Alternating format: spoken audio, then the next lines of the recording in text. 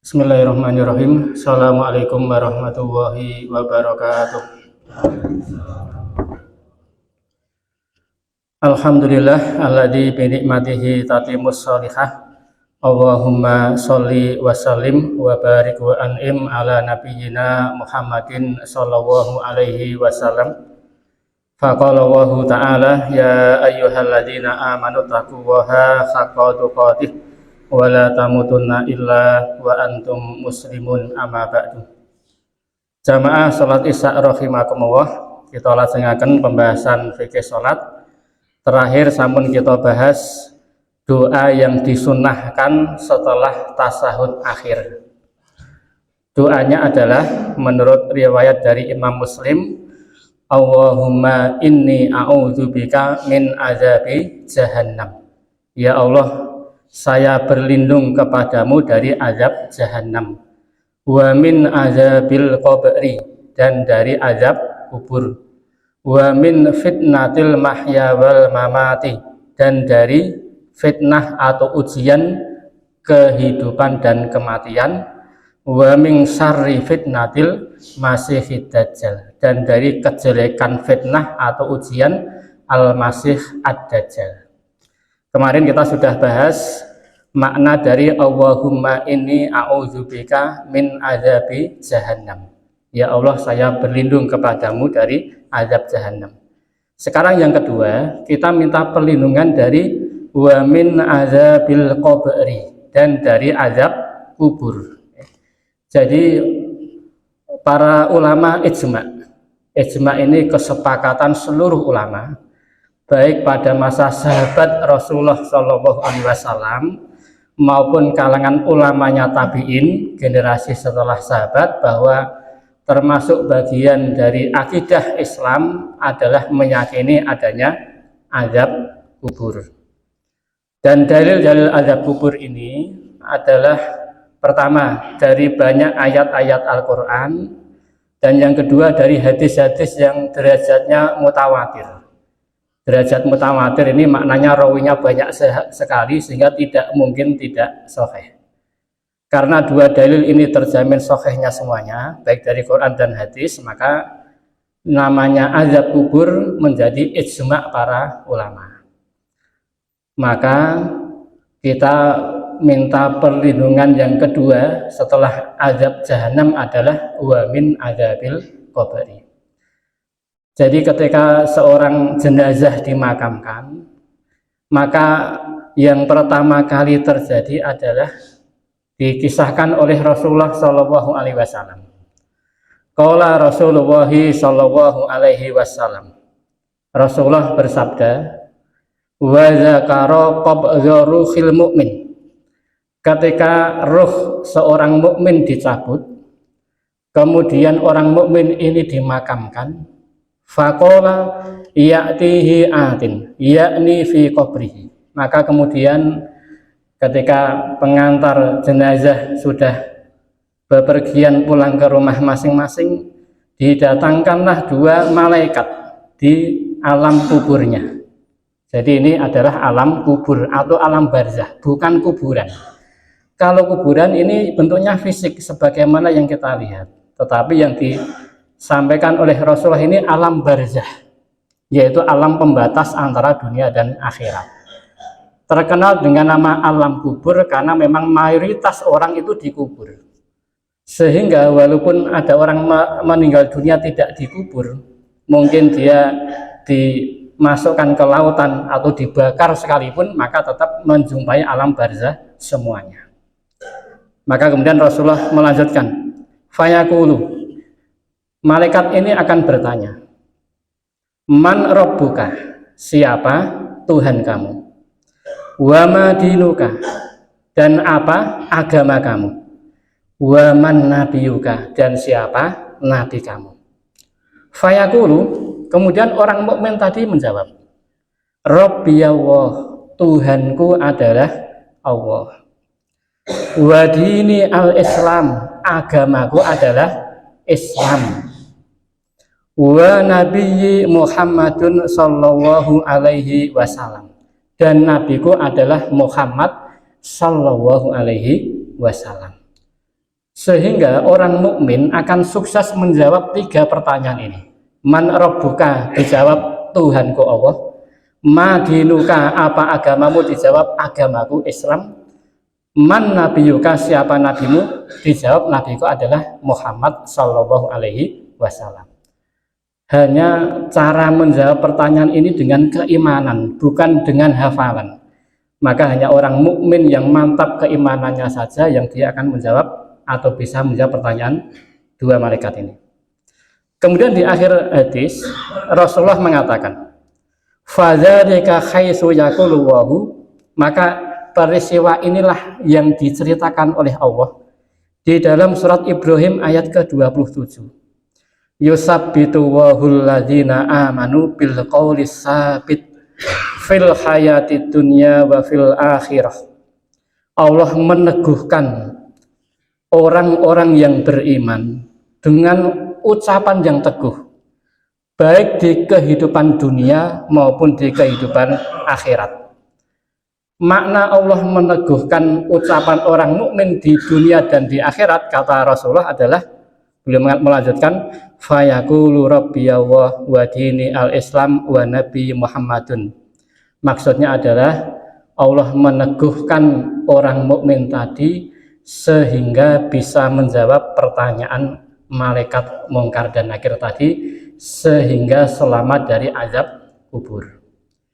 Kalau orang mukmin ini selamat dari azab kubur, maka jazaknya dari Allah adalah orang ini diberikan nikmat selama di alam barzah sampai nanti dibangkitkan di hari kiamat. Kalau di dalam hadis Barok bin Azib, nanti akan dibukakan pintu jannah sehingga bisa melihat tempat dia di jannah, akan dialirkan bau misek yang sangat harum dari arah jannah dan berbagai macam kenikmatan-kenikmatan selama di alam barzah. Ini peristiwa pertama. Hadis yang kami sampaikan ini berkaitan dengan pertanyaan malaikat mungkar dan nakir ada di hadis riwayat Imam Bukhari nomor hadis 1369. Ada juga di hadis riwayat Imam Muslim nomor hadis 2871.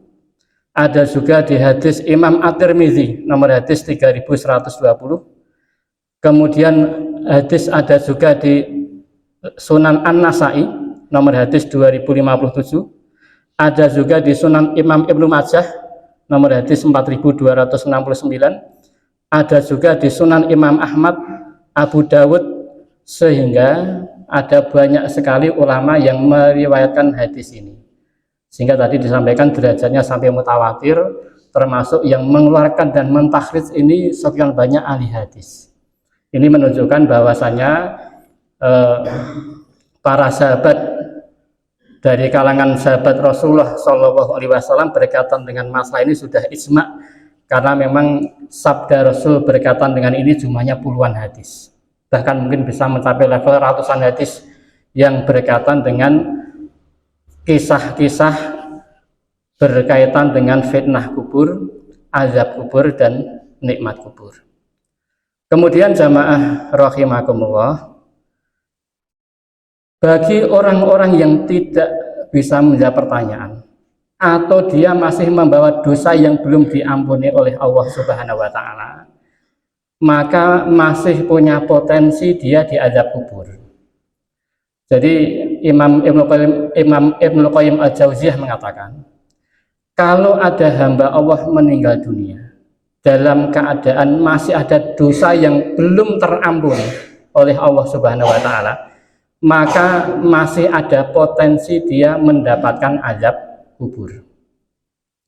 Bedanya, azab kubur yang menimpa orang kafir ini berlaku selamanya sampai hari kiamat. Baru nanti ketika tegak kiamat dia masuk ke dalam neraka. Tetapi bagi orang yang mukmin, tetapi dia masih banyak maksiat yang belum diampuni oleh Allah Subhanahu wa taala, bisa jadi dia masih ada potensi mendapat azab kubur walaupun hanya sementara. Karena fungsi azab kubur bagi seorang muslim yang maksiat adalah untuk menggugurkan sisa-sisa dosa yang belum diampuni oleh Allah Subhanahu wa taala. Maka azab kubur bagi seorang muslim berlaku sementara sesuai kadar dosanya yang belum diampuni oleh Allah Subhanahu wa Ta'ala. Ada sekian banyak dalil, saya sampaikan satu ayat, yaitu firman Allah dalam surat Al-Mu'min ayat 45 dan 46. Ini mengisahkan tentang azab kubur yang dirasakan oleh Fir'aun dan pengikut-pengikutnya. Allah mengisahkan, A'udzubillahi minasyaitonirrajim, wa khaqa bali fir'auna bi ali fir'auna su'ul azabi annaru yu'raduna 'alaiha ghuduwan wa asyiyan wa yauma taqumus sa'atu adkhilu ala fir'auna asyaddal azab. Maknanya adalah, dan Fir'aun beserta kaumnya mereka dikepung oleh azab yang sangat buruk, yaitu di alam barzah. Kepada mereka dinampakkan neraka pada pagi dan sore hari, sehingga Fir'aun dan pengikutnya di alam barzah disiksa terus-menerus, dan hari ini sudah berjalan 3.000-an tahun kurang lebihnya, sejak masa Nabi Musa sampai hari ini. Diazab terus di alam barzah sampai hari kiamat, dan khusus pagi dan sore hari dinampakkan neraka kepada Fir'aun dan kaumnya. Wa yauma taqumus sa'atu, dan nanti ketika sudah tegak hari kiamat, adkhilu ala fir'auna asyaddal azab, dikatakan kepada para malaikat, masukkanlah Fir'aun dan para pengikutnya kepada azab yang sangat berat. Para ulama mendasarkan ayat ini sebagai dasar adanya azab kubur karena Fir'aun tidak dimasukkan ke dalam neraka di ayat ini, baru dinampakkan neraka saja pagi dan sore hari. Kemudian di sela-sela itu mendapat azab di alam barzah. Baru nanti ketika tegak hari kiamat dimasukkanlah Fir'aun dan kaumnya ke dalam azab di dalam neraka. Ada banyak kitab tafsir yang menjadikan dua ayat ini sebagai dalil adanya azab kubur. Di antaranya adalah tafsir Imam Ibnu Katsir, yaitu tafsir Al-Qur'anul Azim. Kemudian juga tafsir Ruhul Ma'ani dari Al-Ausi. Ada juga tafsir Fathul Qadir Imam Asy-Syaukani. Ada lagi tafsirnya Imam Al-Baidawi. Ada lagi juga tafsir Muhammad bin Amin As-Sinkiti. Ada lagi tafsir Abdurrahman As-Sa'di. Ada sekian banyak tafsir yang menyimpulkan, sebagian juga menukil banyak perkataan para sahabat Rasulullah SAW bahwa dua ayat ini sebagai bukti akan adanya azab kubur. Mungkin kami tambahkan satu lagi, satu ayat tentang bukti akan adanya azab kubur. Ayat ini adalah surat Al-An'am ayat yang ke-93. A'udzubillahi minasyaitonirrajim. Walau taro idzi zalimuna fi ghamaratil mauti wal malaikatu basitu aydihim. Dan sekiranya engkau melihat bagaimana ketika orang zalim sedang menjalani sakaratul maut. Maka ketika orang yang zalim ini menjalani sakaratul maut, wal malaikatu basitu aydihim, malaikat yang akan mencabut rohnya itu sampai harus membentangkan tangannya, mengangkat tangannya. Kemudian malaikat tadi mengancam, akhriju anfusakum, keluarkan nyawa kalian. Karena roh orang zalim ini sangat ketakutan sekali sehingga berpindah dari satu anggota tubuh ke anggota tubuh yang lain. Demikian di dalam tafsir Imam Ibnu Katsir.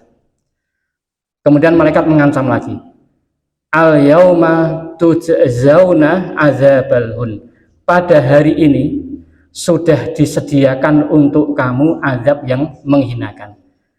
Sehingga malaikat mengancam hari itu pun, hari di mana dia akan dimakamkan, sudah disediakan azab yang menghinakan bagi orang-orang yang zalim. Maka ulama sekelas Imam Bukhari saja di dalam kitab Sahihnya, Sahih Bukhari, beliau membuat judul bab tersendiri, yaitu bab Maja'a fi azabil qabri, yaitu dalil-dalil yang berkaitan dengan adanya azab kubur.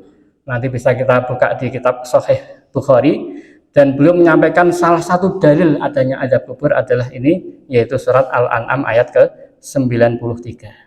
Maka kesimpulannya, karena ini adalah azab yang sudah disampaikan oleh Allah Subhanahu wa Ta'ala, dan juga oleh Rasulullah Shallallahu Alaihi Wasallam. Bahkan orang Muslim pun masih ada kemungkinan mendapat azab kubur untuk menggugurkan dosa-dosa yang belum terampuni ketika di dunia. Maka pentinglah kita setiap selesai tasahud akhir kita membaca doa ini. Allahumma inni a'udzubika min azabi jahannam wa min azabil qabri wa min fitnatil mahya wal mamat wa min syarri fitnatil masiihid dajjal. Ya Allah, saya berlindung kepadamu dari azab jahannam, dari azab kubur, dari ujian kehidupan dan kematian, dan dari kejelekan ujian Al-Masih Ad-Dajjal. Insya Allah minggu depan kita lanjutkan, kita jelaskan makna dari apa itu fitnatil mahya wal mamat, ujian kehidupan dan kematian. Agar kita lebih semangat lagi untuk memanjatkan doa ini, mudah-mudahan dengan kita panjatkan doa setelah tasawuf akhir setiap kali sholat, Allah kabulkan doa kita sehingga dibebaskan dari azab jahanam dan juga dari azab kubur. Alhamdulillahirabbil alamin. Assalamualaikum warahmatullahi wabarakatuh.